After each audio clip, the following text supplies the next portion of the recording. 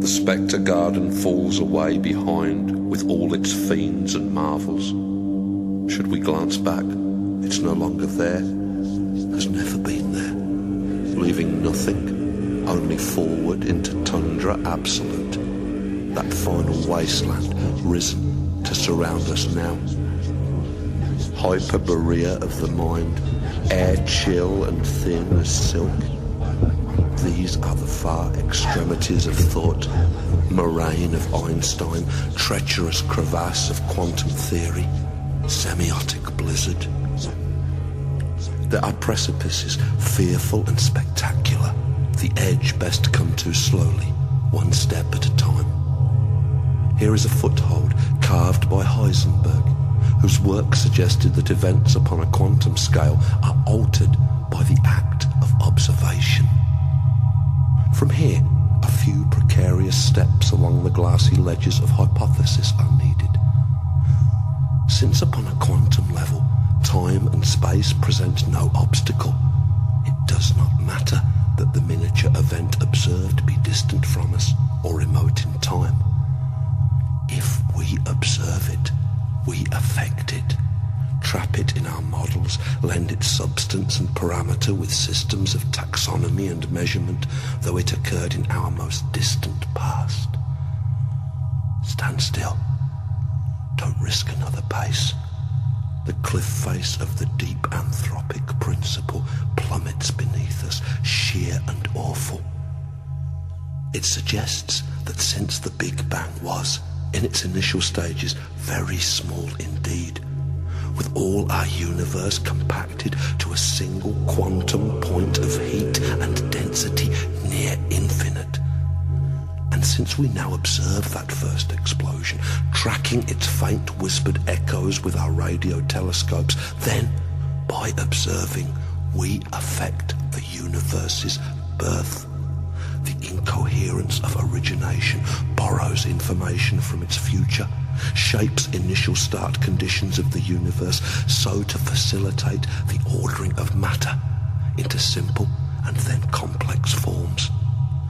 The act of our primordial observation sets parameters of mass, of gravity and temperature that make the early genesis of galaxy and solar system possible, that ease the birth of planet, continent and life that will evolve across millennia towards a state where it is competent to carry out such observations in the first place.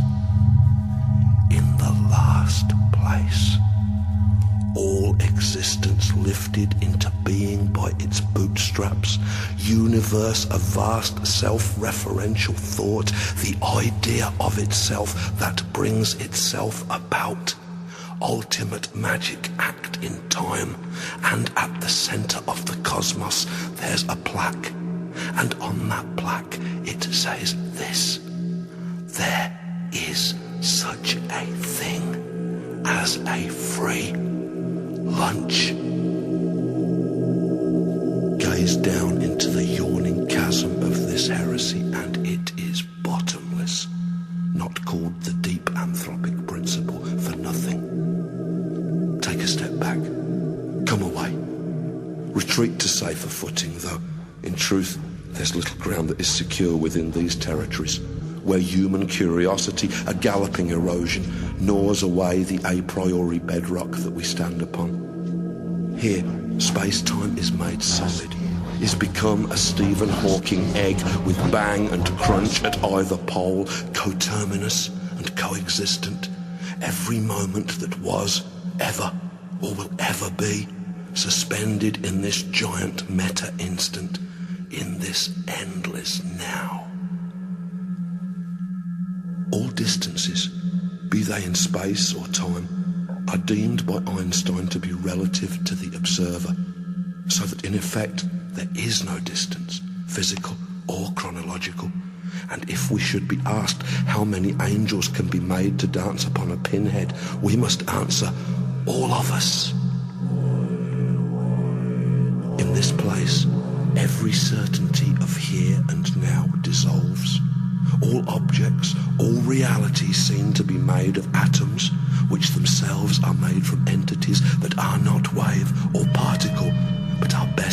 understood as abstract mathematical relationships, all being as an endless phantom field that has no temperature or colour, through which all the forms that we perceive, from pulsars unto plankton drift, the insubstantial dreams of matter, floated there in silent nothing. Everything is gone into the boiling light, and at the last, the realization there is no one here but I. Was never anybody here but I. There is only one moment. I love you. There is no such thing as magic. You already know this. You already know this.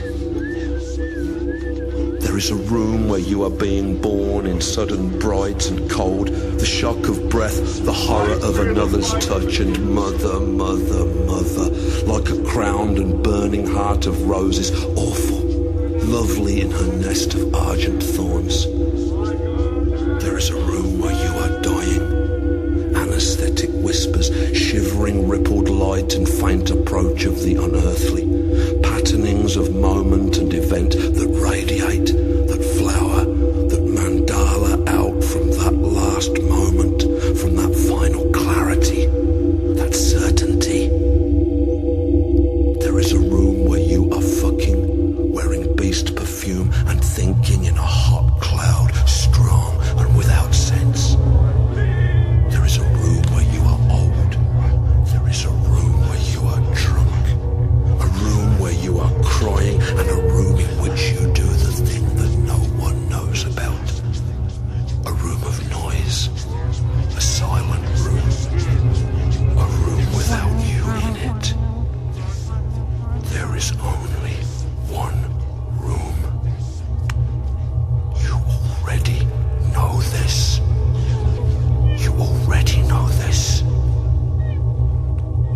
There is a moment when the world is born in sound and fire and gorgeous fumes, when planets scab to elemental jewelry about the fresh atomic wounds of suns, when spreads the grand crustacean fanfare blush of the Crab Nebula, the Monet fog of Magellanic Cloud, and slow white seahorse spiral of the Milky Way, when come these monstrous diadems of star. There is a moment when it ends in beast and whore and rapture, in Shoemaker Levy's Comet 9 impacting with the gas giant Jupiter right now, tonight. The mile-wide pearls of frigid vapor, incandescent, squeezed to megatons by gravity unthinkable. There is a moment when it ends in the superconductive cold of entropy, the opening of Shiva's final eye. The moment when they said they didn't want you anymore. The moment when the first full hand of soil fell rattling on the hollow pine. There is a moment when we hang upon the rock face, when the pen hangs paused above the cold drop of an empty page. There is a moment when the brakes squeal, and a moment when the bulb fails, and a moment like a terrifying avalanche of gold inside our heads, and there is only one moment.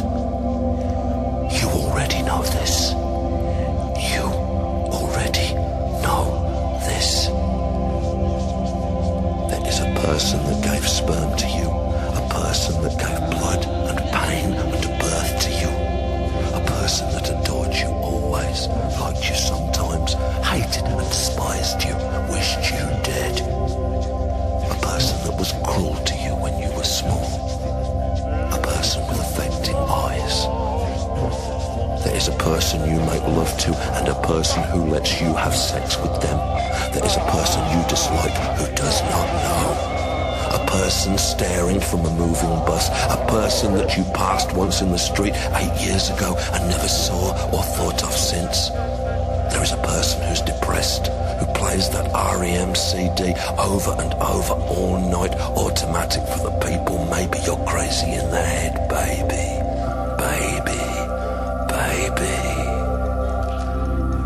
There is a person who knows why the wars and the assassinations, and a person who is hungry, who is famous, who is Pope, who is Her Majesty the Queen, who's dying, starving, being murdered, being raped and tortured. Now, this moment, now, right now.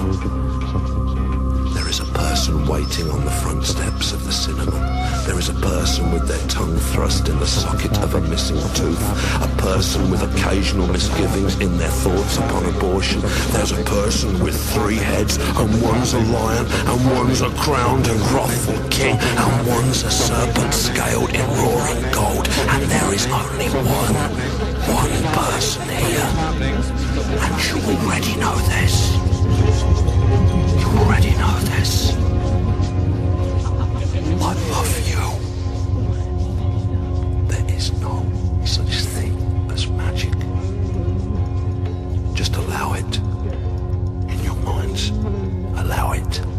This great vaulted ballroom of the sweet intangible that soars above us, bustling with the throng unseen, their great excitement, their anticipation palpable.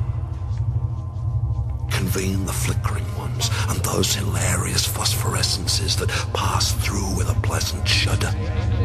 Bring the ones like sparks, the ones that swoop and drone above, massive and immaterial as Mala. Ones with fine and strange ideas that spin and shimmer on their open palms like gyroscopes. The delicate one, all in crystal, vast as a cathedral. Let us feel the incandescent breeze fanned from its million-stained glass wings that flutter, slow and perfect, synchronized. Let them surround us now and trace their fingers down our cheek and whisper things we never dreamed or had forgotten. There is something happening. I love you. They want to talk. They want to dance. They flare and shimmer in and out of being, throne and power and chimera, sylph and demiurge. The drunk, ecstatic laugh of naked giants swimming in the aviary trill and flutter of this splendid radiance. They soar. They bellow fierce with joy and sing sweet prilling scales of blue, of gold from throats like chandeliers, trace neon moth trajectories through idea space and hover in the cold, true glow of an imagined firmament.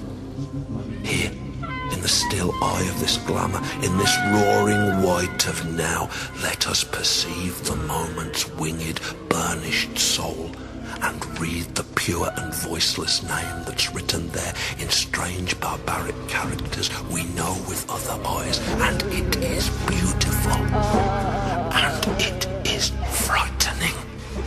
The clouds peel back, and vast symphonic forms peer down, inchoate presence stooping low.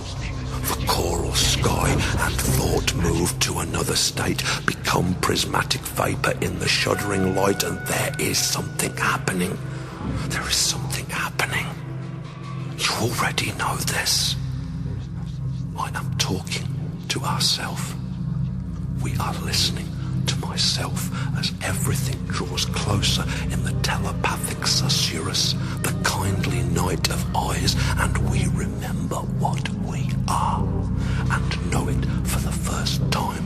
Each self now unfolded, gem-fern fractal shape of every life revealed in all its tentacled magnificence. The light grows stronger. Something gains upon us from within. And now the banquet. Now the rain of stars. Now the embrace. The kiss of the invisible. I love you. There is something happening. There is only one moment. There is only one room. There is one person here. I love you. You already know this.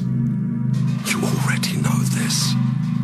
There is no such thing as magic. Is no such thing as magic. No such thing as magic. Such thing as magic. Thing as magic. As magic.